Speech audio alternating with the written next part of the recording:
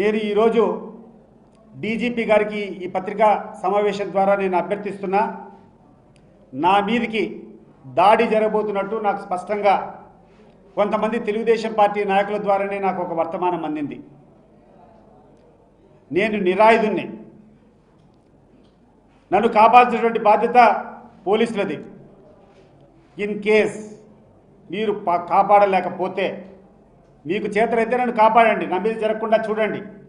In case జరగకుండా పోతే నా మీద జరగబోయేటువంటి దాడి స్పాన్సర్డ్ బై ఈ రాష్ట్ర ప్రభుత్వం, లోకేష్ అండ్ బీటెక్ రవి. నాకేమైనా జరిగినా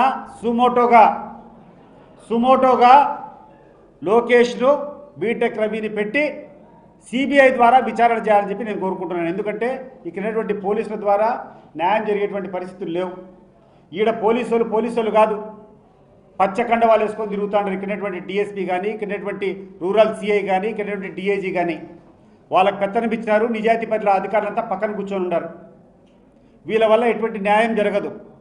నా మీద దాడి జరిగితే, నా మీద ఏ రకమైనటువంటి జరిగినా కూడా ప్రధానంగా ఈ రాష్ట్రంలో ఉన్నటువంటి మంత్రి లోకేష్ను, అదే రకంగా ఇక్కడ స్థానిక తెలుగుదేశం ఇన్ఛార్జ్ బీటెక్ రవిని సుమోటోగా పెట్టి సిబిఐ ద్వారానే ఎంక్వైరీ జరగాలని చెప్పి నేను కోరుకుంటున్నాను. నా మీద ఏమైనా దాడి జరిగితే